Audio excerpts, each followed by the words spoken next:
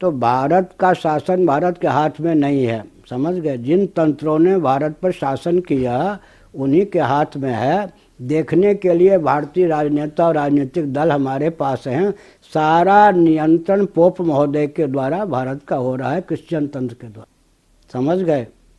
हमारे पास कुछ भी नहीं है। हम अपने गायों को काट दें और उनके सड़े हुए पाउडर खरीदें, हम अपने बीज को लुप्त कर दें, उनका बीज जो तीसरी पीढ़ी में बीज न रह जाए उसको खरीदें, हम अपनी नस्ल को ख़त्म कर दें उनकी बेटी लेकर।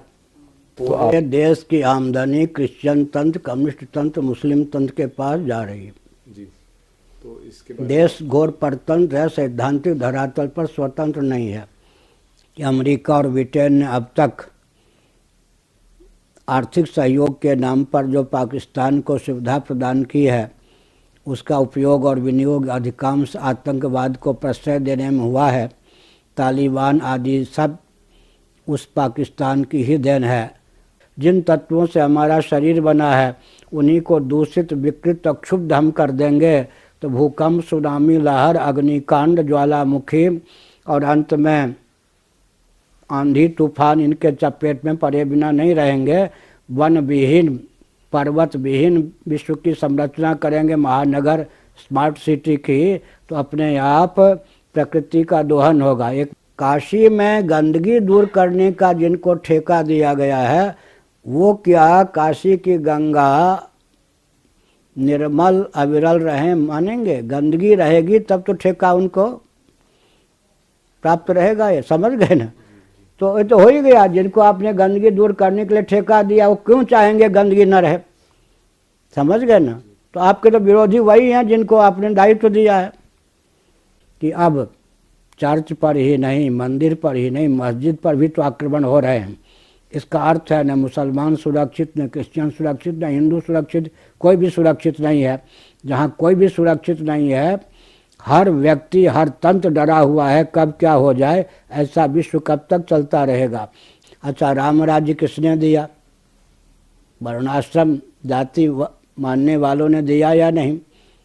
और धर्मराज्य किसने दिया? चक्रवर्ती नरेंद्र किसने दिया? वैदिक ऋषियों को किसने दिया? ये सब वर्णाश्रम व्यवस्था जातिवाद के पक्षधर थे या नहीं? आरक्षण की दृष्टि से जो जातिवाद को ख्यापित और परिभाषित किया गया है वो शास्त्रोक्त जातिवाद नहीं है। जातिवाद का दुरुपयोग मिटना चाहिए। जातिवाद तो वरदान स्वरूप है। जन्म से ही सबकी जीविका आरक्षित हो, इसकी क्या विधा हो सकती? अंबेडकर जी की भावना यह थी कि वो हिंदू ही बने रहें, लेकिन वर्णम व्यवस्था जहाँ पर शिथिल है बौद्धों के यहाँ, बौद्ध होकर हिंदू बने रहें। चप्पल कौन बनाते थे? ब्राह्मण। जूता, एक चप्पल जूते की कीमत आज कितनी है? वो ब्राह्मण क्षत्रिय वैश्य बनाते थे क्या? बर्तन कौन बनाते थे? बांस के ही सही, पीतल आदि के सही। कपड़े कौन धोते थे? अब बाल कौन बनाते थे? उन सब की जीविका जन्म से आरक्षित थी। इनसे ये सब स्रोत अर्थ के थे या नहीं? हरिश्चंद्र को परिस्थितिवश बिकना पड़ा। काशी में, अगर काशी में सब संपत्ति ब्राह्मणों के पास ही दान दक्षिणा के नाम पर आती होती तो कोई ब्राह्मण जो होता वो खरीदता किसको? हरिश्चंद्र को। ब्राह्मण ने खरीदा क्या? अंत्यज ने खरीदा या नहीं? आप कहेंगे कि काल्पनिक है, अभी भी उनके वंशधर काशी में हैं, समझ गए? अभी भी उनके वंशधर काशी में हैं। मणिकर्णिका हरिश्चंद्र घाट पर जितने सब आते हैं मुँह मांगी दक्षिणा या टैक्स लेने का उनको अधिकार है। ऐतिहासिक तथ्य है वो। टिहरी बांध से लाभ अगर 2% है तो हानि 98% है। तो बुद्धिपूर्वक उस परियोजना को निरस्त सरकार करे तो कम से कम गंगा की अविरलता, निर्मलता 40-50% तो एक ही परियोजना को, जिससे हानि ही हानि है। और अगर स्वाभाविक रूप से वो बांध टूट गया या किसी के आघात से तोड़ दिया गया तो गंगा सागर तक करोड़ों पशु पक्षी मनुष्य मरेंगे, नष्ट होंगे। कि शासन तंत्र ने कश्मीरी हिंदू जो इधर उधर बिखरे हुए हैं उनका जो नेतृत्व कर रहे हैं उनको भी राजनीतिक घटक ने दलगत राजनीति में बांध दिया है ताकि पुष्ट नेतृत्व सर्वसम्मत नेतृत्व कश्मीरियों को प्राप्त न हो सके। और मैंने कई बार उद्घोषित किया है कि कम से कम 50-60 किलोमीटर का क्षेत्र एक जिला स्तर का ऐसा कश्मीर में सुरक्षित किया जाए जहाँ पर विस्थापित कश्मीरी सुविधा, सुरक्षा, स्नेह पूर्वक बसाए जा सकें।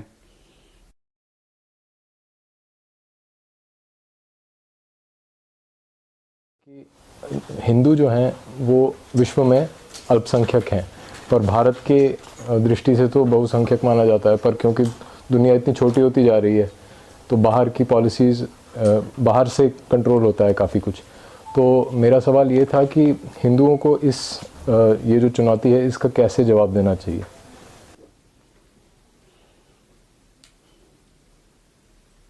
पहली बात यह है कि विभाजन के बाद भारत को स्वतंत्रता प्राप्त हुई।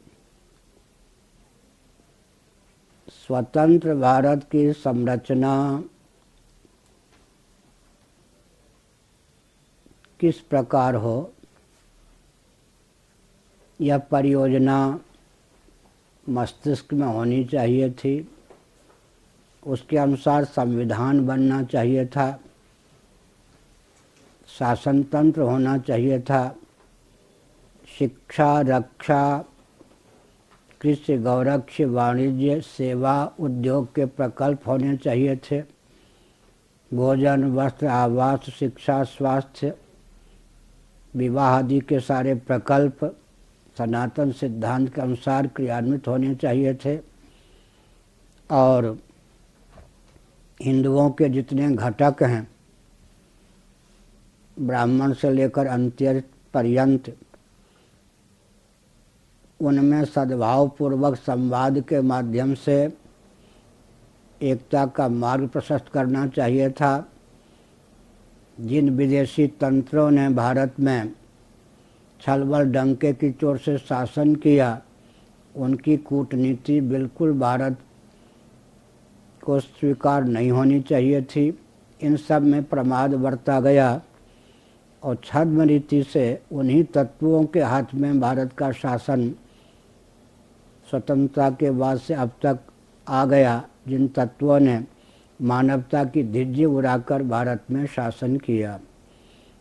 अब जो समस्या है उसके समाधान के लिए एक ध्यान रखने की आवश्यकता है कि भारतीय संविधान की 25वीं धारा के अनुसार जैन, बौद्ध, सिख इत्यादि भी हिंदू ही परिभाषित किए गए हैं, घोषित किए गए हैं। और मुस्लिम तंत्र, क्रिश्चियन तंत्र आदि को अहिंदू घोषित किया गया है। लेकिन सत्ता लोलुप दूरदर्शी इन तंत्रों ने और शासन तंत्रों ने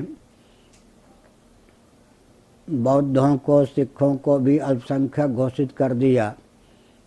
पूर्व पार्लियामेंट के चुनाव के पहले कांग्रेस ने जैनों के घटक को भी अल्पसंख्यक घोषित कर दिया और धीरे धीरे इतना वैमनस्य उत्पन्न किया गया कि जो दलित आदि हैं, जो हमारे बहुत अभिन्न अंग थे, उनको कूटनीति के द्वारा इतना हमसे पृथक किया गया कि वे अपने आप को बौद्ध बनाने के लिए उद्यत हो गए। यहाँ तक कि कुछ दिन पहले अंबेडकर जी ने जिनसे दीक्षा ली थी बौद्ध गुरु, उनका शरीर पूरा हुआ, यह भी समाचार पत्रों में आया था। अंबेडकर जी की भावना यह थी कि वो हिंदू ही बने रहें, लेकिन वर्णम व्यवस्था जहाँ पर शिथिल है बौद्धों के यहाँ, बौद्ध होकर हिंदू बने रहें। लेकिन अब वह मान्यता भी चली गई, क्योंकि 25वीं धारा की धिज्जी उड़ाकर जैन, बौद्ध, सिख आदि भी अल्पसंख्यक घोषित कर दिए गए। अगर एक मैं उदाहरण देता हूँ, उस पर ध्यान दिया जाए तो एक सप्ताह में ही कम से कम विश्व स्तर पर हिंदू जनसंख्या की दृष्टि से दूसरे स्थान पर आ सकते हैं। वो विधा यह है कि भारतीय संविधान की 25वीं धारा का स्वागत हो, विश्व में जितने जैन हैं, बौद्ध हैं, सिख हैं, उनका मूल उद्गम स्थान तो भारत ही है। वे इस चीज़ को समझें कि एक वट का पेड़ है, पौध है, विशाल वृक्ष है, उसकी जो शाखा काट दी जाती है वो तो मर जाती है, सूख जाती है, लेकिन एक एक शाखा काट देने पर वट वृक्ष भी ठूंठ जैसा लगता है, उसकी शोभा समाप्त हो जाती है, उपयोगिता भी क्षीण हो जाती है, यद्यपि वो वट वृक्ष फिर भी जीवित रहता है। इसी प्रकार समझना चाहिए हिंदुओं के जो घटक भ्रम के चपेट में आकर भूलवश, लोभवश, भयवश, कोरी भावुकतावश, अज्ञान के चपेट में आकर अपने मूल उद्गम स्थान से पृथक हुए, उनका तो अस्तित्व और आदर्श दोनों विलुप्त हो गया। कुछ शेष है तो अभी शेष नहीं रहेगा, लेकिन हिंदू क्षीण हो गए। इसलिए मेरा अनुरोध है कि विश्व स्तर पर जितने जैन, बौद्ध, सिख, लिंगायत आदि हैं, ब्रह्म कुमारियाँ हैं, यहाँ तक कि ब्राह्मण, क्षत्रिय, वैश्य, शूद्र हैं, वे सब हिंदू होते हुए बौद्ध, हिंदू होते हुए सिख, हिंदू होते हुए जैन, हिंदू होते हुए लिंगायत, इस प्रकार से हिंदू होते हुए ब्राह्मण, हिंदू होते हुए क्षत्रिय, हिंदू होते हुए वैश्य, इस प्रकार से अगर अपने आप को ख्यापित करें तो विश्व की जनसंख्या को देखते हुए पूरे विश्व में हिंदू दूसरे स्थान पर तो सुगमतापूर्वक एक सप्ताह में ही आ सकते हैं। दूसरी बात यह है कि सद्भावपूर्वक संवाद के माध्यम से भूल और भ्रम को स्वीकार कर भ्रम को दूर करने का, भूल को दूर करने का प्रयास किया जाए तो जितने हमारे घटक हैं वे सब घटक फिर भी हमसे मिल सकते हैं, क्योंकि सनातन वैदिक आर्य सिद्धांत जो है वो न केवल दार्शनिक अपितु वैज्ञानिक और व्यावहारिक धरातल पर भी इस रॉकेट, कंप्यूटर, एटम मोबाइल के युग में भी सर्वोत्कृष्ट है। इस तथ्य का ख्यापन करें तो पूरा विश्व हमारी ओर झुक सकता है और आकृष्ट हो सकता है। इस दृष्टि से हिंदुओं की संख्या बढ़ सकती है। साथ ही साथ हिंदू कौन है भारत में, इसको भी समझने की आवश्यकता है। भारत के शासन तंत्र के द्वारा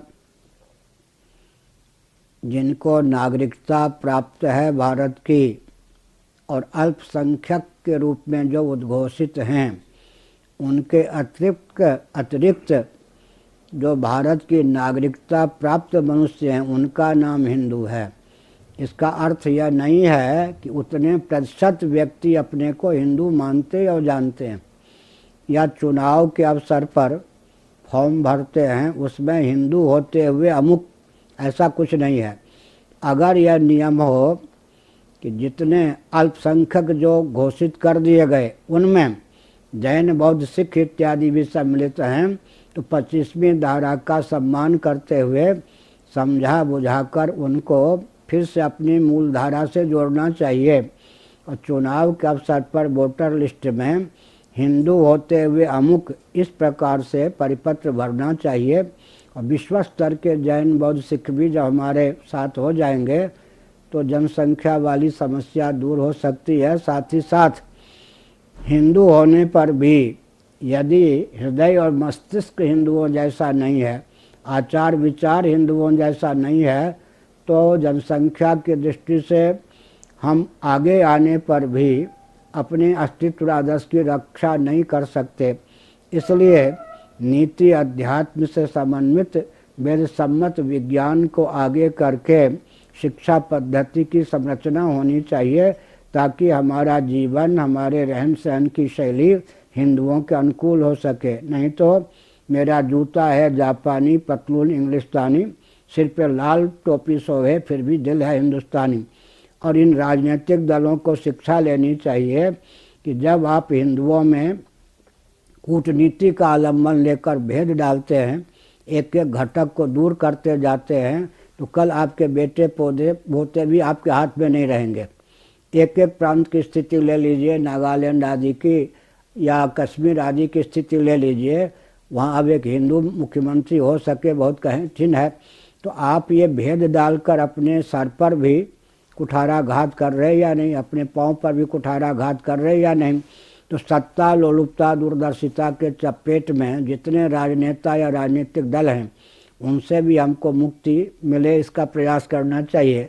अंत में एक बहुत आवश्यक तथ्य है कि स्वतंत्र विभाजन के बाद का जो स्वतंत्र भारत वो जैसा होना चाहिए, उसमें जिसकी आस्था हो वही राजनीतिक दल और राजनेता चुनाव लड़ने में अधिकृत हो। तो मैं कश्मीर से हूँ और हमारे साथ तो काफ़ी बुरा हुआ था 1990 में। तो अब हमारी जो कम्युनिटी है वो विश्व में चारों ओर फैल चुकी है, एक जगह है नहीं। तो आपका हमारे लिए क्या सुझाव होगा कि हम कैसे आगे अपनी परंपरा को बचा के रखें या क्या कर सकते हैं हम, क्योंकि हमारे साथ सरकार भी नहीं है। और ऐसा है कि कश्मीरी हिंदू अपने स्थान को, अपनी संपत्ति को छोड़कर भगने के लिए बाध्य किए गए। वे जम्मू दिल्ली में तंबुओं में 3-4 पीढ़ी से निवास कर रहे हैं और बहुतों को तो सर्प ने डसा, वो मर भी गए। योग्य होने पर भी, शरीर से सुंदर होने पर भी सरकार ने दायित्व का निर्वाह नहीं किया, इसलिए वे छिन्न भिन्न हो गए। बाल ठाकरे जी ने कुछ मानवता का परिचय देकर उन्हें संरक्षण दिया था, ऐसा मैंने सुना है। अश्विनी इत्यादि जो विस्थापित कश्मीरियों के नेता के रूप में काम कर रहे थे, हमने 1 वर्ष तक लगभग उनसे संपर्क साधा। वे लोग आए, कई साल पहले की बात है, लेकिन मैंने देखा कि शासन तंत्र ने कश्मीरी हिंदू जो इधर उधर बिखरे हुए हैं, उनका जो नेतृत्व कर रहे हैं, उनको भी राजनीतिक घटक ने दलगत राजनीति में बांध दिया है, ताकि पुष्ट नेतृत्व, सर्वसम्मत नेतृत्व कश्मीरियों को प्राप्त न हो सके। और कश्मीर की समस्या का समाधान प्राप्त करने के लिए हमारा अपना चिंतन तो है ही, साथ ही साथ प्रोफेसर बलराज मधोक, जिसे हमने 2 बार मंत्रणा की, और एक इंदिरा गांधी जी के रिश्तेदार जो विदेश में पढ़े थे, इसी दिल्ली में रात के 11 बजे मुझसे मिलने आए गुप्त रीति से, और 1 घंटे तक कश्मीर समस्या पर उनसे विचार विमर्श किया। वो विशेषज्ञ थे और मैंने कई बार उद्घोषित किया है कि कम से कम 50-60 किलोमीटर का क्षेत्र एक जिला स्तर का ऐसा कश्मीर में सुरक्षित किया जाए, जहाँ पर विस्थापित कश्मीरी सुविधा, सुरक्षा, स्नेह पूर्वक बसाए जा सकें। और कश्मीर की समस्या के समाधान के लिए अभी आवश्यक है जो मिलिट्री के व्यक्ति, पुलिस के जवान अवकाश प्राप्त कर चुके और छानबीन करने पर स्वस्थ तथा भारत के प्रति अपनत्व रखने वाले सिद्ध हो रहे हैं, उनको बसाया जाए। भविष्य में भी जो सेना के व्यक्ति राष्ट्रभक्त हों, उनको कश्मीर में अवकाश प्राप्त होने के बाद बसाने का प्रयास किया जाए। साथ ही साथ कश्मीरी जो हिंदू हैं, उनको बसाने का मैंने प्रकल्प किया, बताया। और भी आवश्यक है कि चंबल के किनारे उत्तर प्रदेश में, मध्य प्रदेश में डाकू बहुत होते थे, लेकिन वे डाकू लोग वहाँ की गरीब जनता का लाभ उठाकर उनके घर में रहकर और आघात करते थे। जब दोनों प्रांत की सरकारों ने उनके भोजन, जो गरीब लोग थे दोनों ओर, चंबल के इस पार उस पार, उनके भोजन, वस्त्र, उनकी शिक्षा, उनकी सुरक्षा आदि के प्रकल्प पर ध्यान दिया तो चंबल के किनारे जो डाकुओं का आतंक था वो शांत हो गया। इसी प्रकार से जो सीमा पर जनता है उसके दुख को दूर करने, उसकी वेदना को समझने, उसे पूर्ण संरक्षण उचित ढंग से देने का प्रकल्प चलाया जाए, तब कश्मीर की समस्या का सुखद समाधान हो सकता है। साथ ही साथ विश्व स्तर पर यह उद्घोषित किया जाए कि अमेरिका और ब्रिटेन ने अब तक आर्थिक सहयोग के नाम पर जो पाकिस्तान को सुविधा प्रदान की है उसका उपयोग और विनियोग अधिकांश आतंकवाद को प्रश्रय देने में हुआ है। तालिबान आदि सब उस पाकिस्तान की ही देन है। अब पाकिस्तान को पोषण करने वाले, पाकिस्तान को भारत से पृथक करने वाले जो क्रिश्चियन तंत्र हैं उनके लिए भी आतंकवादी सरदर्द बन चुके हैं। ऐसी स्थिति में विश्व स्तर पर मानवता के पक्षधर जो मुस्लिम तंत्र हैं, जैसे कलाम जी जैसे, उनको आगे करके जो मानवता के पक्षधर मुसलमान सज्जन विश्व में हैं, भारत में हैं, पाकिस्तान में हैं, उनको यह समझाया जाए, उनकी आवाज़ बुलंद की जाए कि स्वतंत्र भारत में, विभाजन के बाद के स्वतंत्र भारत में हम सम्मानित हैं, सुरक्षित हैं और हमको सुविधा प्राप्त है। उतने हम सुरक्षित हैं जितना हम पाकिस्तान में, बांग्लादेश में, अरब राष्ट्र में सुरक्षित नहीं हैं। हिंदुओं ने जो हमको उदारता दी है, अपनत्व दिया है, वह उनकी दुर्बलता हम नहीं समझते, उदारता ही समझते हैं। इस प्रकार से जो घटक कश्मीर में सेना पर भी आघात करने के लिए तैयार है, उस सेना पर जिसने बाढ़ में डूबने से उनको बचाया, वो सैनिक जो प्राणों को हथेली पर रहकर राष्ट्र की रक्षा के लिए उद्यत हैं, उन सैनिकों को भी उचित प्रश्रय दिया जाए और राष्ट्रभक्ति के अनुकूल वातावरण प्रस्तुत किया जाए तो कश्मीरी जो विस्थापित हिंदू हैं उनको न्याय मिल सकेगा और वे अपने अस्तित्व आदर्श की रक्षा करने में समर्थ हो सकेंगे। मैं एक संकेत करता हूँ, बेनजीर भुट्टो के कहने पर, बेनजीर भुट्टो के कहने पर भारत के एक महानुभाव, नाम आप लोग जानते हैं, जम्मू कश्मीर के राज्यपाल पद से हटा दिए गए क्योंकि वो हिंदुत्व के पोषक थे। कश्मीरी जो विस्थापित थे उनको बसाने के पक्षधर थे। तो बेनजीर भुट्टो के कहने पर जब कश्मीर का राज्यपाल भारत सरकार हटा सकती है, फिर उसने साहस नहीं किया कि ऐसे व्यक्ति को वहाँ पर राज्यपाल नियुक्त कर सकें, तो केंद्रीय शासन तंत्र की भी कश्मीरियों के साथ जो वेदना युक्त व्यवहार होना चाहिए उनका, वो नहीं है। केंद्रीय सरकार भी कूटनीति के वशीभूत होकर, सत्ता लोलुपता दूरदर्शिता के वशीभूत होकर न्याय का मार्ग नहीं अपना रही है। तो कश्मीरी जो भी विस्थापित हैं वो अपनी उपयोगिता सिद्ध करें और उनके नेतृत्व में कम से कम विघटन न हो, एक स्वर से वो अपनी स्थिति को प्रकट कर सकें, यह आवश्यक है। और हमने जो उपाय बताया उसको राजनाथ सिंह जी ने और सुब्रह्मण्य स्वामी जी ने अपने शब्दों में कहा था, यह सब आवश्यक है, उसका क्रियान्वयन हो, उसके अनुकूल वातावरण बनाना चाहिए। सद्भावपूर्वक संवाद के माध्यम से विश्व स्तर पर ऐसी लहर हो कि विस्थापित कश्मीरियों को उचित सम्मान स्नेह के साथ कश्मीर में बसाया जा सके और कश्मीर आतंकवाद का केंद्र न रहे, पाकिस्तान भी फले फूले और आतंकवाद के चपेट से मुक्त हो। एक और विचित्र बात है कि अब चर्च पर ही नहीं, मंदिर पर ही नहीं, मस्जिद पर भी तो आक्रमण हो रहे हैं।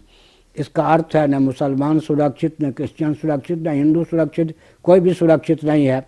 जहाँ कोई भी सुरक्षित नहीं है, हर व्यक्ति, हर तंत्र डरा हुआ है कब क्या हो जाए। ऐसा विश्व कब तक चलता रहेगा?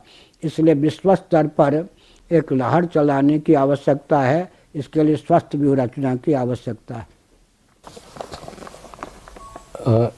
एक सवाल मेरा, जो हिंदू धर्म पर निरंतर प्रहार रहा है और धर्मांतरण होता है सदियों से, तो ये कहा जाता है कि जो ये धर्मांतरण होता है वो इस वजह से हो रहा था, वो आसान इसलिए था क्योंकि उस हिंदू समाज में जातिवाद बहुत था, जबकि हमारा जो ये वर्ण व्यवस्था की समझ है वो कुछ और है।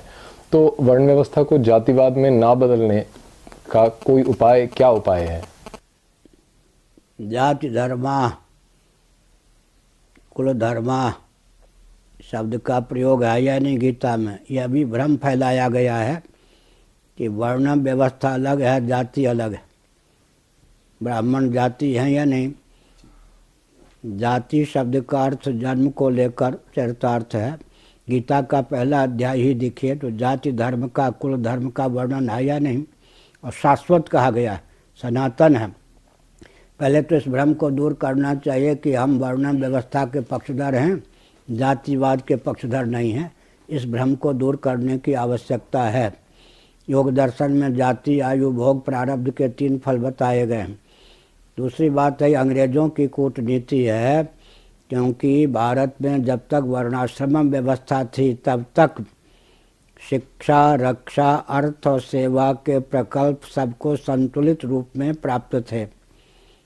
आज भी मैं चुनौती देकर कहता हूँ, सनातन वर्णाश्रम व्यवस्था की धिज्जी उड़ाकर उसको ताक पर रखकर कोई भी वर्ग तंत्र शिक्षा, रक्षा, अर्थ और सेवा के प्रकल्प को सबको संतुलित रूप में सुलभ नहीं करा सकता। वैकल्पिक ब्राह्मण बनाकर, वैकल्पिक क्षत्रिय बनाकर, वैकल्पिक वैश्य बनाकर, वैकल्पिक शूद्र बनाकर पूरा विश्व सुरक्षित नहीं रह सकता। America, Britain, Germany, Japan, France, इनकी लाचारी है कि कालक्रम से सब कौन हो गए? वर्ण संकर। अब उनके यहाँ परंपरा प्राप्त वर्ण व्यवस्था जातिवाद नहीं है, इसलिए वैकल्पिक वर्ण व्यवस्था जातिवाद को क्रियान्वित कर सकते हैं। लेकिन जब वैकल्पिक ब्राह्मण बनाया जाता है, शिक्षक आदि कौन है? वैकल्पिक ब्राह्मण। वैकल्पिक क्षत्रिय बनाए जाते हैं, पुलिस, मिलिट्री आदि। वैकल्पिक वैश्य बनाए जाते हैं, वैकल्पिक शूद्र बनाए जाते हैं।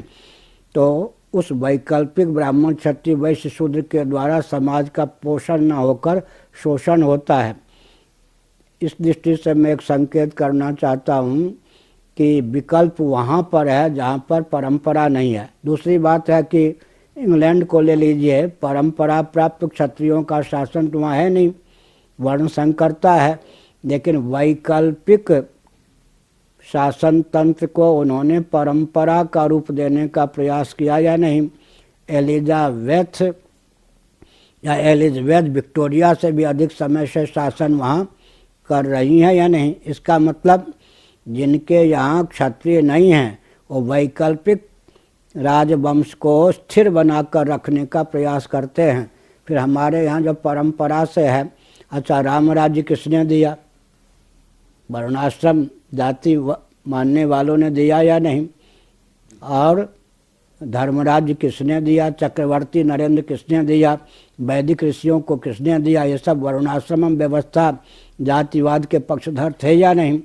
आरक्षण की दृष्टि से जो जातिवाद को ख्यापित और परिभाषित किया गया है वो शास्त्रोक्त जातिवाद नहीं है। और कि जहाँ जाति प्रथा, वर्ण व्यवस्था परंपरा से है, वहाँ वो न टूटे तभी मानवता की रक्षा हो सकती है। मैं उदाहरण देता हूँ, जब हम विद्यालय के माध्यम से, शिक्षण संस्थान के माध्यम से वैकल्पिक ब्राह्मण बनाते हैं, समय अधिक लगता है, संपत्ति अधिक लगती है, फिर भी ब्राह्मणोचित संस्कार का आधान नहीं कर पाते। जब हम वैकल्पिक क्षत्रिय बनाते हैं, समय अधिक लगता है, संपत्ति अधिक खर्च होती है, फिर भी संस्कार का हम आधान नहीं कर पाते। यही स्थिति वैश्यों की, यही स्थिति शूद्रों की है।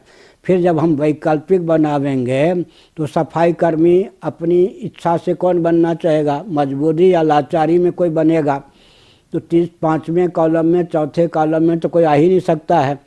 पहले कॉलम में, दूसरे कॉलम में या तीसरे कॉलम में ही सब भर जाएंगे। तो कोई विभाग अधिक व्यक्ति के कारण दिशाहीन होगा, कोई विभाग व्यक्ति न मिलने के कारण दिशाहीन होगा।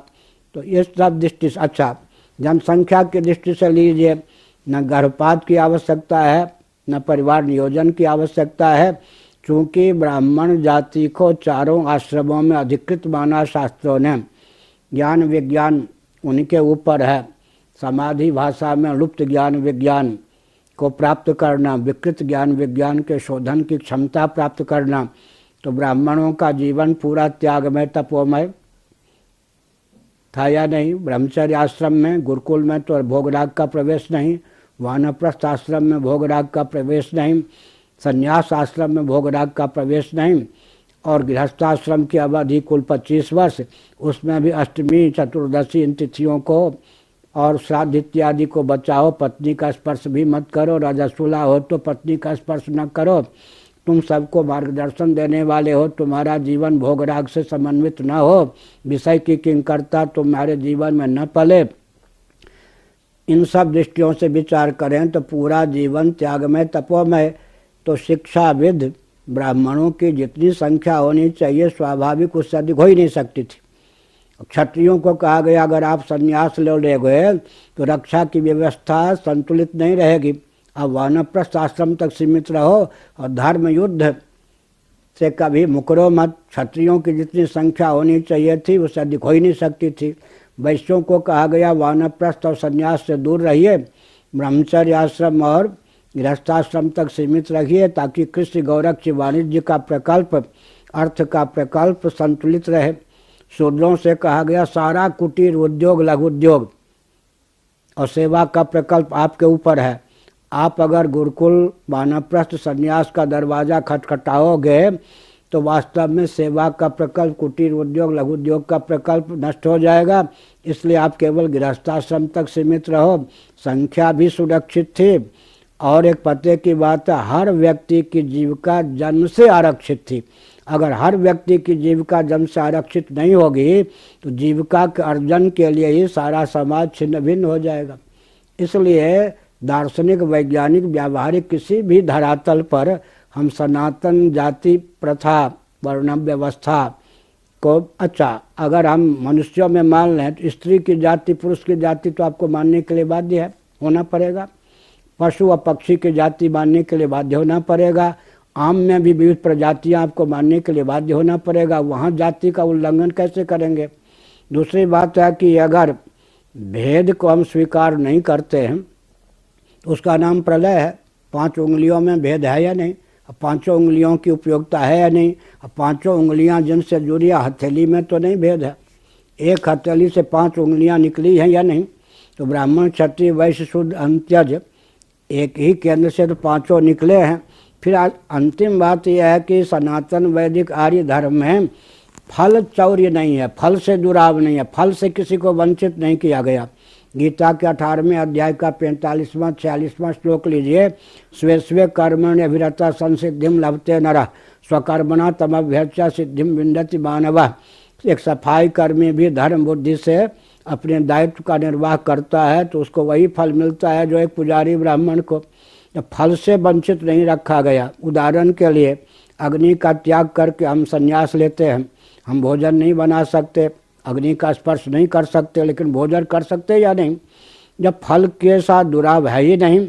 और वर्णोचित संस्कार तो तभी होगा ना, क्या कल भी हम जानते हैं ना, वर्ण संकर भी तो फल होते हैं या नहीं? एक परंपरा के फल होते हैं। तो ब्राह्मण इन सब का जो सांकर्य हो जाएगा तो सचमुच में संस्कार तो लुप्त हो जाएगा नहीं। अधिक न कह के मैं एक उदाहरण देता हूँ। ये भुजदंड है। किस विश्वविद्यालय में इनको प्रशिक्षण दिया गया है कि शरीर के किसी अंग या प्रत्यंग पर वार की संभावना हो तो टूटने फूटने की चिंता किए बिना अपने आप को रख दो। परंपरा प्राप्त निसर्ग सिद्ध संस्कार संवेद ये भुजदंड है या नहीं? गाढ़ी नींद में जब अंतःकरण ही सो जाता है, अहंकार ही सो जाता है, अहम ही सो जाता है तो बुद्धिपूर्वक भुजदंड को आज्ञा देना संभव नहीं है। लेकिन ये कितने उद्यत हैं, परंपरा प्राप्त निसर्ग सिद्ध संस्कार से संवेद हैं कि मच्छर काटने आता है, ये अपने आप बिना आदेश की प्रतीक्षा के वहाँ पहुँच जाते हैं। मच्छर अगर चपेट में आ गया तो कचूमर निकाल देते हैं, भग गया तो कम से कम वहाँ पर खुजला देते हैं। इस प्रकार से हमने बताया कि वैकल्पिक ब्राह्मण, क्षत्रिय, वैश्य, शूद्र बनाने पर कितनी विसंगतियां हैं उसका सामना ब्रिटेन, अमेरिका इत्यादि वाले कर रहे हैं। वैकल्प, अच्छा मैं अब एक उदाहरण देता हूँ, मेरा विकल्प बना के दिखाइए जरा। मैं ब्राह्मण वर्ण का हो, सन्यासी हो, तब जाके शंकराचार्य होता, बहुत सी योग्यताएं हैं। मेरा विकल्प बना के दिखाइए आप। दलाई लामा जी मेरे विकल्प होंगे या पोप होंगे? शंकराचार्य का विकल्प, ब्राह्मण का विकल्प बना के दिखाइए। जितने आज ब्राह्मण के विकल्प बनाए गए मंत्री आदि, वही सब के सब ब्राह्मणत्व के, ब्राह्मण का जो दायित्व था उसके लिए विध्वंसक सिद्ध हो या नहीं। क्षत्रियों के विकल्प किसको बनाया आपने? पुलिस को बनाया, मिलिट्री को बनाया, रक्षा के लिए वही सरदर्द हैं या नहीं। वैश्यों का विकल्प आपने उद्योगपतियों को बनाया, आर्थिक शोषण के वही विकल्प ही तो है ना। आर्थिक शोषण में किन का हाथ है? उद्योगपतियों का। वैश्य तो शोषक हो ही नहीं सकता था, क्षत्रिय तो शोषक हो ही नहीं सकता था, परंपरा प्राप्त जो जाति से ब्राह्मण हो तो शोषक हो ही नहीं सकता था। सेवा के लिए प्रकल्प आप मिशन को, कौन मिशन? क्रिश्चियन आदि के मिशन को बनाया ना, उन्हीं से सेवा को खतरा है या नहीं। और सेवा के नाम पर दूसरे का अस्तित्व आदर्श को विलुप्त करने का षड्यंत्र है या नहीं। हमने बताया कि हमारा विकल्प हो ही नहीं सकता है। कभी कभी विकल्प की उपयोगिता होती है। जैसे सोमलता सुलभ नहीं है तो पूतिका के द्वारा उसका काम चलाया जाता है। अभावेशाली चूर्णम व सत्यनारायण कथा में कहते हैं। लेकिन मैं एक उदाहरण देता हूँ। खानदानी क्षत्रिय जाति से क्षत्रिय राम जी लक्ष्मण जी 2 गए थे अयोध्या से, सीता जी का तो अपहरण हो गया था। बाकी सब जो देवता हनुमान जी आदि थे वो तो वर्ण से क्षत्रिय नहीं थे। उन वैकल्पिक क्षत्रियों ने खानदानी क्षत्रिय के अनुगत होकर युद्ध लड़ा और जीता। अंत में सारा श्रेय खानदानी क्षत्रिय को गया। तो वैकल्पिक जो होते हैं वो परंपरा प्राप्त जो मूल हैं उनके सहयोगी बनकर उपयोगिता सिद्ध कर सकते हैं। केवल वैकल्पिक आप, हमारा कोई विकल्प ही नहीं होगा। वेद का विकल्प आप क्या निकालेंगे? गीता का विकल्प निकाल के दिखाइए। मेरे प्रश्न का एक तात्पर्य ये था, मैं ये नहीं कह रहा था कि जातिवाद ये तो जाति अलग है वर्ण से। मेरा कहने का मतलब था जातिवाद की इस तरह से कि हिंदू समाज में एकता नहीं है, क्योंकि ऐसा है, सारी भ्रांतियाँ हैं। सुनिए, पहले मैं आर्थिक दृष्टि से बात करता हूँ। चप्पल कौन बनाते थे? ब्राह्मण। जूता, एक चप्पल जूते की कीमत आज कितनी है? वो ब्राह्मण क्षत्रिय वैश्य बनाते थे क्या? बर्तन कौन बनाते थे? बांस के ही सही, पीतल आदि के सही। कपड़े कौन धोते थे? अब बाल कौन बनाते थे?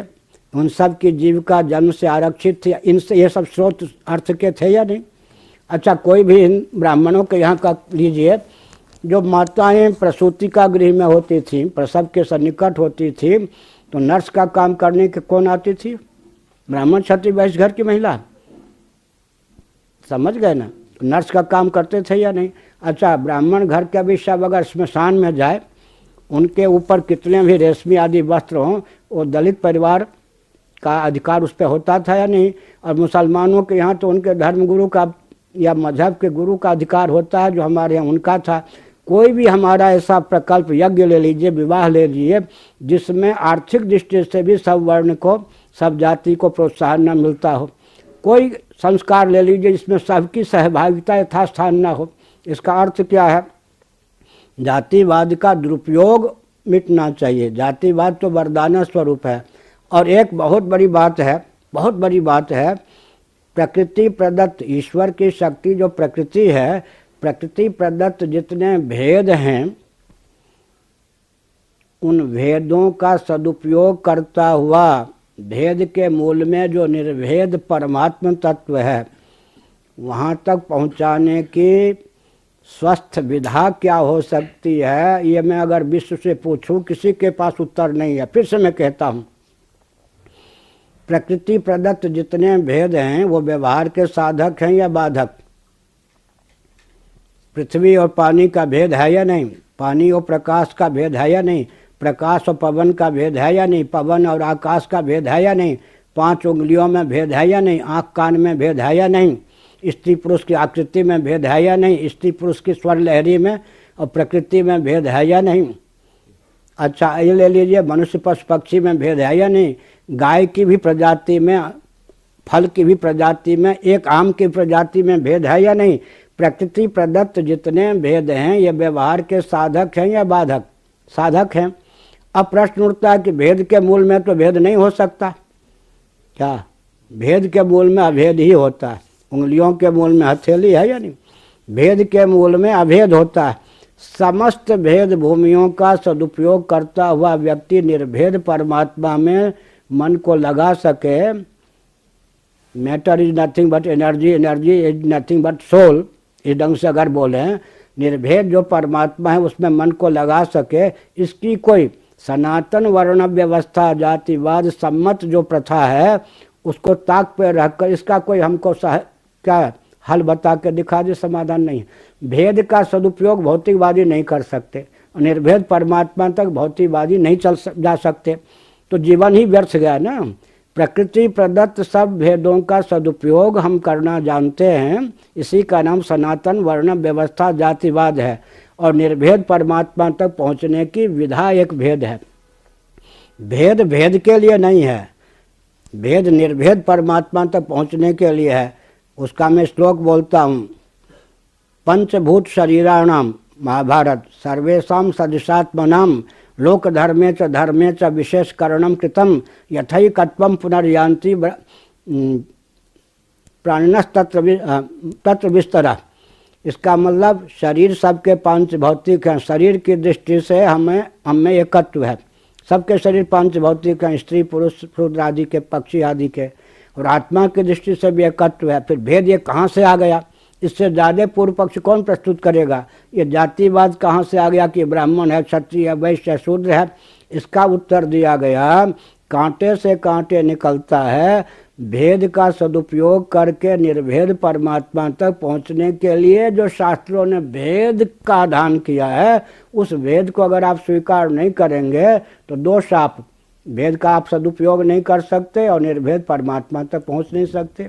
प्रवृत्ति को निवृत्ति का रूप नहीं दे सकते, निवृत्ति को निर्वृत्ति का रूप नहीं दे सकते, और जन्म मरण की परंपरा का उच्छेद नहीं कर सकते, और वर्ण व्यवस्था नहीं मानेंगे तो आप शरीर को आत्मा मानने के लिए बाध्य होंगे, और शरीर को जब आत्मा मानेंगे तो आपकी मेधा शक्ति कुंठित रहेगी। इसलिए दर्शन, विज्ञान और व्यवहार इन सब दृष्टियों से, अच्छा मैं एक उदाहरण देता हूँ। अभी पुराने उदाहरण ले लीजिए, कितने लाख वर्ष पहले की बात है। हरिश्चंद्र को परिस्थितिवश बिकना पड़ा काशी में। अगर काशी में सब संपत्ति ब्राह्मणों के पास ही दान दक्षिणा के नाम पर आती होती तो कोई ब्राह्मण जो होता वो खरीदता किसको? हरिश्चंद्र को। ब्राह्मण ने खरीदा क्या? अंत्यज राजा ने, अंत्यज ने खरीदा या नहीं? आप कहेंगे कि काल्पनिक है, अभी भी उनके वंशधर काशी में हैं। समझ गए? अभी भी उनके वंशधर काशी में हैं।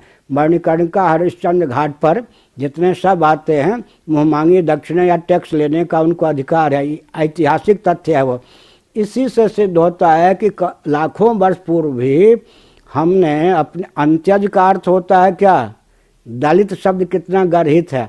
दलित का अर्थ होता है दबाया गया, अंत्यज का अर्थ होता है छोटा भाई, अग्रज का अर्थ होता है बड़ा भाई। समझ गए? अंत्यज माने अंत में जन्मा हुआ, अनुज जैसे कहते वैसे अंत्यज लाड़ प्यार का शब्द है। अब काशी जैसी नगरी में जहाँ सब दान दक्षिणा, अगर संपत्ति होती तो राजा के पास और दक्षिणा में संपत्ति होती ब्राह्मण के पास, तो एक अंत्यज को खरीदने का अवसर कहाँ से मिलता? लेकिन हमने इतना धनाढ़ बनाया था। अर्थ की दृष्टि से भी स्नेह था, सम्मान था, भाईचारे का संबंध था। और एक विचित्र बात है, अगर आप रक्त की शुद्धि नहीं मानते हैं तो आप विवाह की प्रथा क्या निश्चित करेंगे? एक ही जाति में ले लीजिए आप, एक ही घर में बहन भी है, माँ भी है, बेटी भी है, वहाँ पर तो परहेज नहीं है ना, जातिगत भेद नहीं है ना। ब्राह्मण कुल की बहन भी, बेटी भी, सब कुछ। लेकिन वहाँ भी विवाह संबंध में बेटी बहन का तो माने नाम भी हम लोग नहीं ले सकते। समझ गए ना? ये जो प्रथा है इसमें दर्शन नहीं है क्या? आजकल भी जो रक्त का नंबर बनाकर के इनका ये बेटा है या नहीं, ये सब तय करते हैं, तो रक्त की शुद्धि की दृष्टि से भी हम तो ये कहते हैं कि इससे बढ़िया और कोई प्रथा नहीं हो सकती है, व्यवस्था ही नहीं हो सकती है। और जहाँ पर ये प्रथा टूट चुकी है वहाँ भी वो स्थायी रूप दे रहे, उदाहरण इंग्लैंड है, वहाँ शासन तंत्र परंपरा राज परंपरा का नहीं है, लेकिन वहाँ भी शासन तंत्र को उन्होंने वैकल्पिक रूप से स्थायी रूप दिया। और एक मैं संकेत करता हूँ, 5 पीढ़ी से कोई कहे कि हम ज्योतिषी हैं, तो उस ज्योतिषी को हीन माना जाएगा या सम्मान का पात्र माना जाएगा? 4 पीढ़ी से हम कथावाचक हैं, 4 पीढ़ी से अधिवक्ता हैं। इसका मतलब क्या हुआ? अब वो जो 1,97,29,49,117 वर्ष इस कल्प में हमारी परंपरा के हैं, तब से जो ब्राह्मण हैं, तब से जो क्षत्रिय हैं, तब से जो वैश्य हैं, तब से जो शूद्र हैं, उनके संस्कार का आधान आप किस में कर देंगे? कर सकते हैं क्या? नहीं कर सकते। इन सब दृष्टियों से हमारे यहाँ जो विकृति आई है वो अंग्रेजों की कूटनीति के कारण, हमारे यहाँ जो विकृति आई है वो बौद्धादि की अहिंसा आदि के कारण, हमारे यहाँ जो विकृति आदि है वो कूटनीति के कारण, विधर्मियों के कारण हमारी अपनी व्यवस्था इतनी शुद्ध रही है जिस पे उंगली उठाने की क्षमता नहीं। और एक मैं वाक्य बहुत नाजपूर्वक कहता हूँ, माननीय दलाई लामा जी हर 2 वर्ष में कहा करते हैं कि भारत हमारा धर्मगुरु रहा है और रहेगा। हमको गर्व है कि भारत हमारा धर्मगुरु रहा है और रहेगा। लेकिन मैं पूछना चाहता हूँ प्रेम पूर्वक, दलाई लामा जी मेरे बहुत परिचितों में हैं, आपस में पत्राचार भी है, कि भारत की पहचान जैनों के कारण, बौद्धों के कारण, किसके कारण? सनातन मनुवादी के कारण। क्या? सनातन मनुवादी के कारण। समझ गए ना? भारत की पहचान किसके लिए? अच्छा, किस सिद्धांत की रक्षा के लिए भगवान रामकृष्ण इत्यादि आते हैं? और जितने वैदिक महर्षि हुए वो किस सिद्धांत को मानते थे? वो क्या लुल्लू बुद्धि थे? वो क्या लुल्लू बुद्धि थे जिन्होंने महाभारत की रचना की, गीता की रचना की? वो लुल्लू बुद्धि थे जिन्होंने राम राज्य दिया। इसका मतलब है भ्रम के अलावा और कोई है ही नहीं, भ्रम ही भ्रम, भ्रम फैलाया गया है।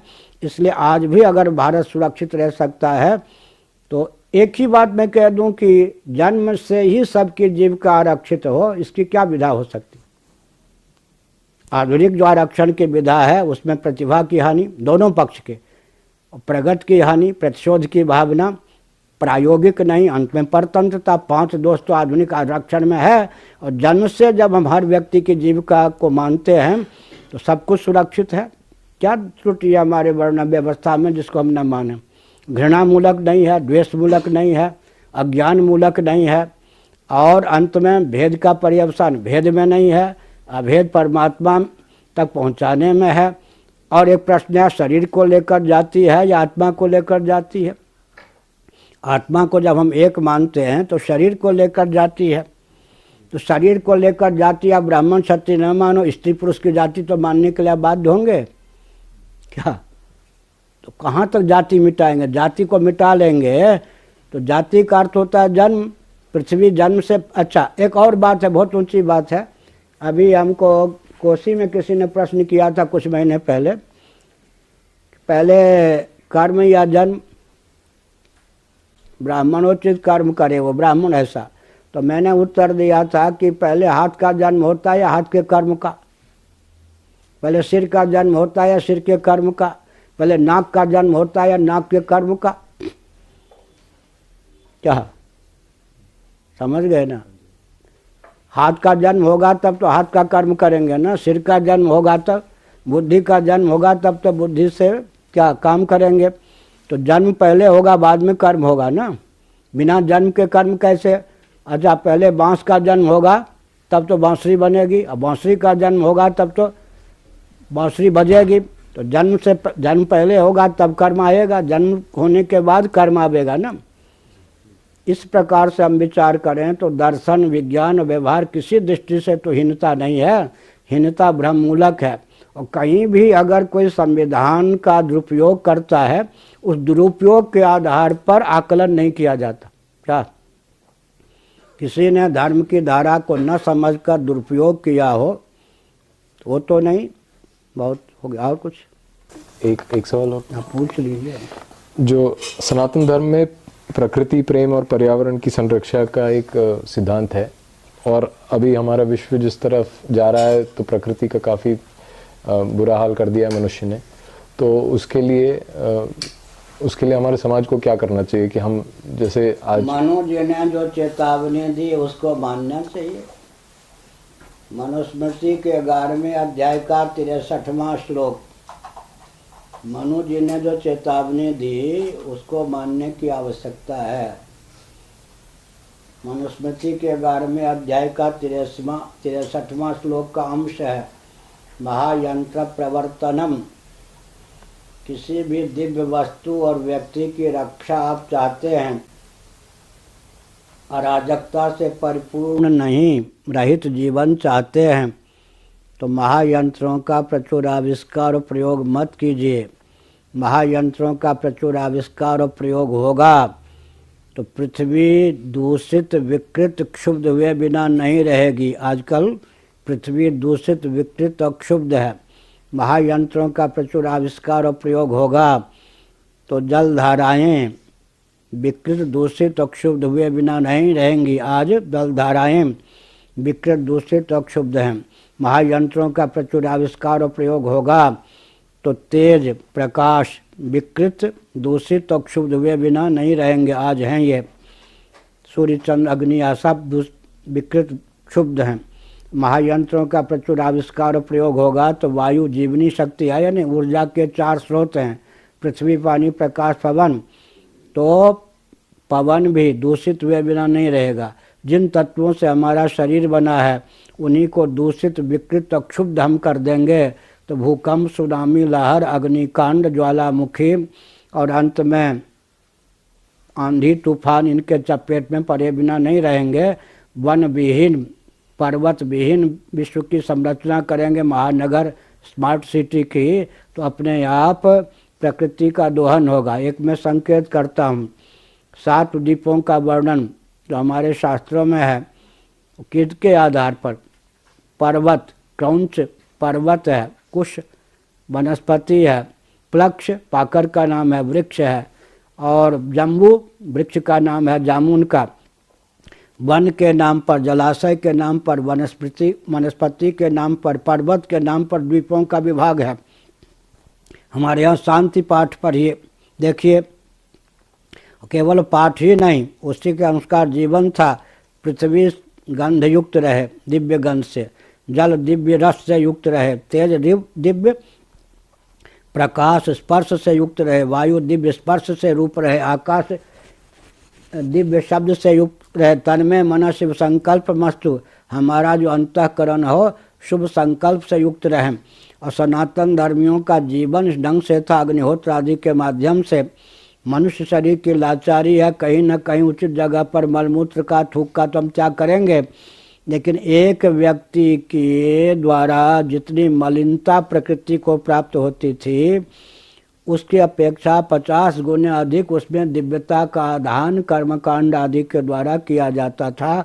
पूजन की पद्धति, आरती की पद्धति, घृत के द्वारा दीपक आदि जलाते थे ना, शंख ध्वनि, इन सब के पीछे इतनी दार्शनिकता थी कि ये अनुपात अगर हमने 1% वातावरण में, क्षेत्रीय वातावरण में गंदगी डाल दी, क्योंकि लाचारी है, सभ्य व्यक्ति भी कहीं ना कहीं तो मलमूत्र का त्याग करेगा ना उचित जगह पर, लेकिन मलमूत्र का त्याग करके जो दूषण पर्यावरण को प्राप्त होगा उसके शोधन के लिए इतने प्रकल्प कर्मकांड उपासना कांड के माध्यम से दिए गए थे कि उसका मार्जन इतना हो जाता था कि दूषण का पता ही नहीं चलता था, और दूषण का भी शोधन बहुत उत्तम ढंग से हो जाता था।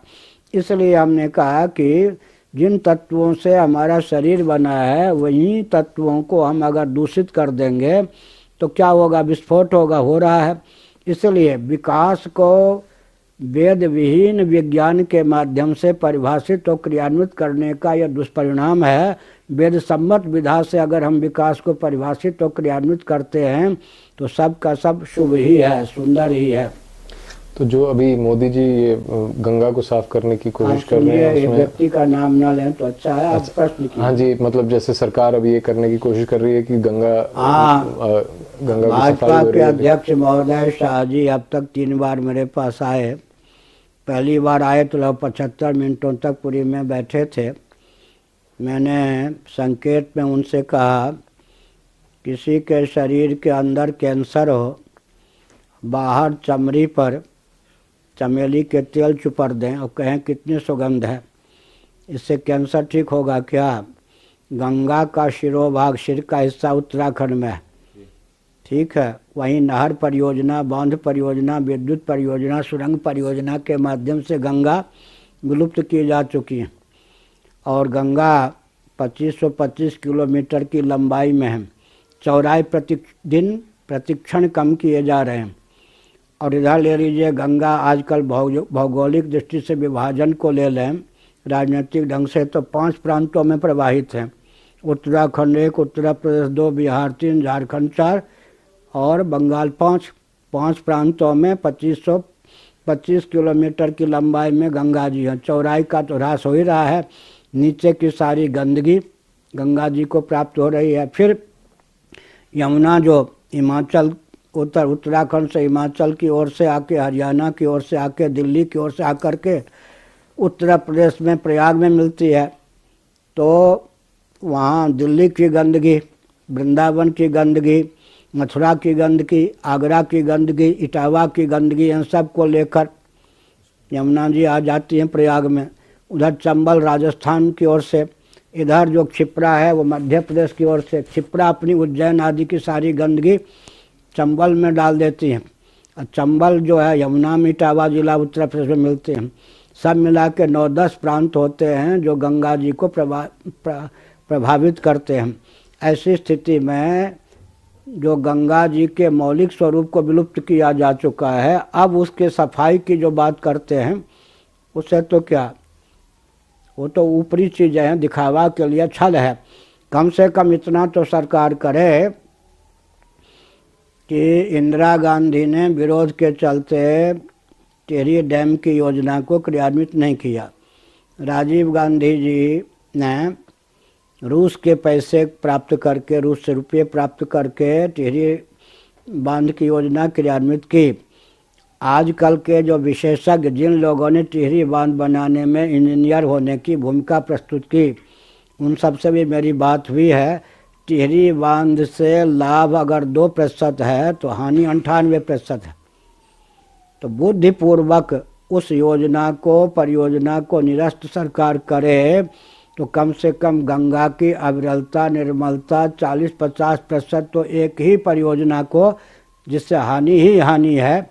और अगर स्वाभाविक रूप से वो बांध टूट गया या किसी के आघात से तोड़ दिया गया तो गंगा सागर तक करोड़ों पशु पक्षी मनुष्य मरेंगे, नष्ट होंगे। अगर एक योजना को निरस्त कर दिए जाएं, और जिन योजनाओं को निरस्त करने पर कोई क्षति नहीं है, उन योजनाओं को निरस्त किए जाएं, आगे कोई योजना न बने, तो लगभग 70% गंगा की रक्षा हो सकती है। और ये जो योजनाएं क्रियान्वित की गई गंगा जी को लेकर अदूरदर्शितापूर्ण है। सौर ऊर्जा हम प्राप्त कर सकते थे, उसमें गंगा जी को छूने की क्या जरूरत थी। और ये जो राजीव गांधी जी ने विदेशी शिक्षा ले ली, बलमूत्र को गंगा जी में डाल दिया, ये सब तो है ना नेताओं की अदूरदर्शिता के कारण, योजना आयोग की अदूरदर्शिता के कारण, वन विभाग की अदूरदर्शिता के कारण, अंग्रेजों ने जो चेतावनी दी थी उस चेतावनी को न मानने के कारण गंगा का मौलिक स्वरूप तो विकृत हो चुका है। यमुना जी भी गंगा जी में पड़ती हैं, लेकिन हरियाणा पास में है, जगाधरी जाइए यमुना नगर, यूँ नहर निकाली गई है। तो मूल यमुना जी तो उनको कितने 4-5% प्राप्त है, बाकी तो सब नहर में, बाकी तो दिल्ली आदि का गंदा पानी ही यमुना के नाम पर प्राप्त है ना। तो नदियों के साथ जो जघन्य अपराध किया गया है उसका उपभोक्ता कौन होगा? गुप्त बात है और सही बात है। मथुरा में देखिए, जहाँ जहाँ यमुना जाती हैं, यमुना का दोष नहीं है, जो यमुना का रूप दिया गया, गंगा का रूप दिया गया, उससे कैंसर में कितने व्यक्ति हर शहर में मरते हैं क्षेत्र में। और उनके जल से, गंदे जल से जो खेती होती है, उस अनाज के द्वारा भी व्यक्ति मरते ही मरते हैं। इसलिए सब हानि है। एक अदूरदर्शितापूर्ण कदम आगे चल कर के अभिशाप का रूप धारण करता है। अच्छा है, मुझे तो ये भी सोचना है काशी में आप ले लीजिए, मोदी जी के चुनाव का क्षेत्र है, गंगा जी की बात वो करते हैं। गंगा माता ने मुझे बुलाया, इस नाम पर उनको वोट भी पर्याप्त भावकों ने दिया। लेकिन काशी में गंदगी दूर करने का जिनको ठेका दिया गया है, वो क्या काशी की गंगा निर्मल अविरल रहे मानेंगे? गंदगी रहेगी तब तो ठेका उनको प्राप्त रहेगा। ये समझ गए ना? तो ये तो हो ही गया। जिनको आपने गंदगी दूर करने के लिए ठेका दिया, वो क्यों चाहेंगे गंदगी न रहे? समझ गए ना? तो आपके तो विरोधी वही हैं जिनको आपने दायित्व दिया है। क्या ठेकेदार कैसे चाहेंगे गंदगी नष्ट हो जाएगी? डॉक्टर कैसे चाहेंगे कि रोग उन्मूलन हो जाए? और इंजीनियरिंग आदि के जो कक्षा चलाने वाले हैं, वो कैसे चाहेंगे विभाग खत्म हो जाए, उनकी जीविका शिक्षा विभाग के नाम पर नष्ट हो जाएगी। समझ गए ना? इसलिए जितने गंगा के प्रकल्प तैयार किए गए हैं, वो सब भी तो गंगा के लिए घातक ही है। और अब वो एक नेता कह रहे हैं अस्थि विसर्जन बंद करो। अरे अस्थि में तो फास्फोरस है, और अस्थि सागर के पुत्रों की सदगति के निमित्त ही तो गंगा लाई गई थी। अस्थि विसर्जन के निमित्त ही, अस्थि के दिव्यता के निमित्त ही लाई गई थी। जिन हेतुओं से गंगा को दूषण प्राप्त है, उनसे बचने के लिए अब धार्मिक जो हमारे प्रकल्प, अंध परंपरा नहीं, धार्मिक हमारे प्रकल्प हैं, उन्हीं पर आँच ला रहे मंत्री लोग। इसका मतलब क्या है? इसका मतलब यह है कि अपने दायित्व का निर्वाह नहीं कर सकते, तो आँख में धूल झोंकने के लिए वो कहते हैं कि अब अस्थि विसर्जन बंद करें। संत लोग, महात्मा लोग, अस्थि से दूषण प्राप्त है या तुम्हारी योजना से दूषण प्राप्त, इसलिए आंख में धूल झोंकना। अच्छा, भाजपा हो या कांग्रेस, अरबों खरबों रुपए एक एक परियोजना पर जब समाज का खर्च हो चुका देश का, उस पर करोड़ों व्यक्ति निर्भर हैं। एक मैं लोकतांत्रिक युग की पुलपट्टी बताता हूँ। आखिर लोकतंत्र में लोक जनमत हुआ ना, जनमत अपने अनुकूल करके ही कोई घातक कदम सरकार उठाती है। उदाहरण के लिए अब गंगा नहर, यमुना नहर, ये सब ले लें।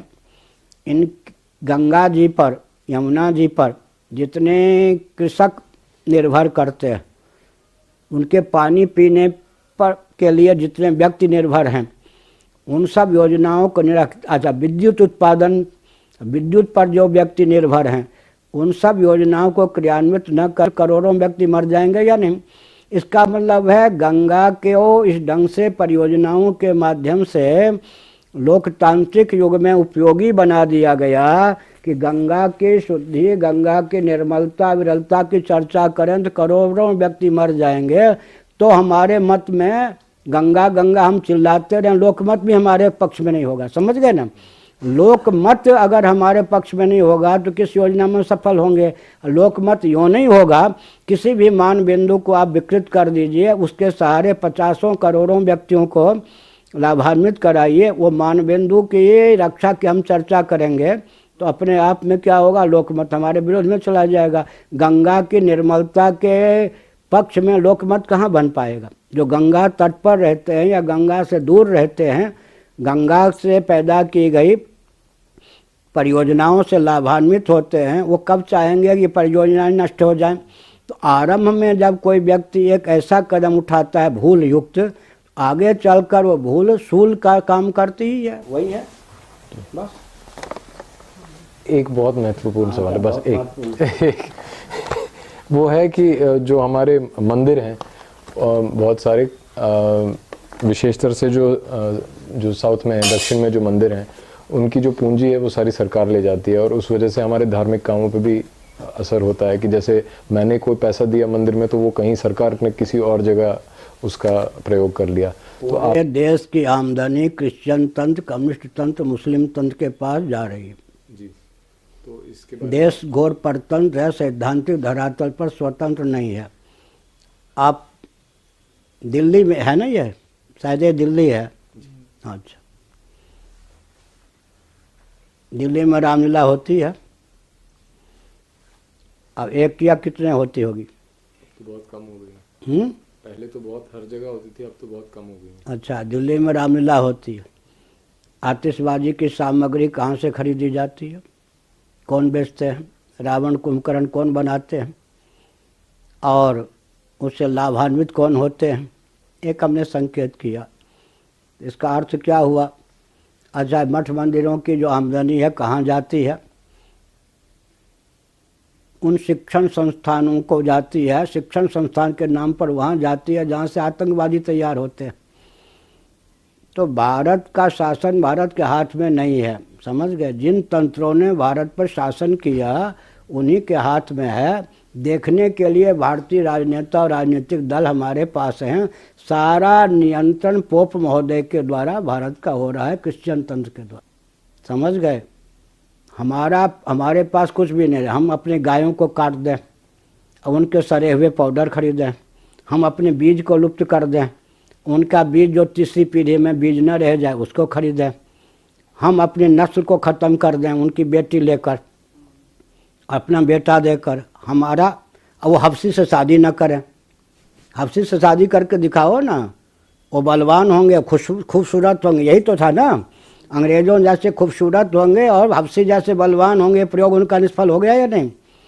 हमको नष्ट, अच्छा अपने यहाँ गुरुतंत्र को रखा है, गुरु जी को माने पोप जी को राष्ट्राध्यक्ष सेनाध्यक्ष बना के रखा है, इतना सम्मान दिया है। हमारे यहाँ शंकराचार्य, मैं भी शंकराचार्य हूँ, 100 व्यक्ति नकली अराजक तक शंकराचार्य बना के घुमाया जा रहा है। सारी योजना अंग्रेज़ों की है कि हम इनसे शिक्षा लेकर मजबूत रहें, और ये हमारी कूटनीति के शिकार होके कुछ नहीं। हमारे मठ भी खोखले, मंदिर भी सबसे बड़ी बात है मठ मंदिर क्या है जी? आध्यात्मिक दुर्ग, आध्यात्मिक किले। किसी राजा के किले पर आप कब्जा कर लीजिए, राजा सुरक्षित रहेगा। तो सरकारी तंत्र जब ये मठ मंदिर हो गए तो अपने आप आध्यात्मिक कुछ नहीं रहा। शिक्षा, रक्षा, संस्कृति, सेवा, धर्म, मोक्ष के संस्थान थे या नहीं मठ मंदिर? मैं उदाहरण देता हूँ, मूर्ति की बात छोड़ दीजिए, मंदिरों की बात आपने की। चाहे जगन्नाथ मंदिर हो, श्री रंगनाथ मंदिर हो, चाहे केदारनाथ के मंदिर हों, या रामेश्वरम आदि के मंदिर हों, तिरुपति बालाजी के मंदिर हों, मंदिरों की आयु 700-800 वर्ष प्राचीन है। उस समय मुगलों का शासन था। उस समय के राजाओं ने सोचा कि हमारे दुर्ग या किले से हमारी रक्षा नहीं होगी, ठाकुर द्वार से रक्षा होगी। शिक्षा, रक्षा, संस्कृत, सेवा, धर्म, मोक्ष का संस्थान बनाया या नहीं बनाया? आज वो सरकारी तंत्र हो गया। अब आप दुर्गाना मंदिर ले लो, कहाँ का? अमृतसर का। कांग्रेसी जब ट्रस्टी होते हैं तो भाजपाई मोहतम मनाते हैं, भाजपाई ट्रस्टी होते हैं कांग्रेसी। हर मंदिर पर ये पार्टी वाले छा गए, विद्यालय में छा गए। अंत में जिस प्रांत में जो मंदिर है उसकी आमदनी के उपभोक्ता सरकारी तंत्र हो गया। आमदनी उनकी, देने वाले भक्त, आमदनी उनकी, खर्च उनके, और ऑडिट करने वाले उनके, सब उपभोक्ता सरकारी तंत्र हो गया। उसमें से अधिकांश अंश वहाँ चला जाता है जो मठ मंदिर को मानते नहीं, हमारे अस्तित्व को, आदर्श को नष्ट करने के लिए उद्यत रहते हैं। इसलिए बहुत विकट परिस्थिति है। सैद्धांतिक धरातल पर घोर परतंत्र देश भारत का है। भारत को भारत के रूप में उद्दीप्त करने के लिए स्वस्थ क्रांति और व्यूह रचना की आवश्यकता हो गया।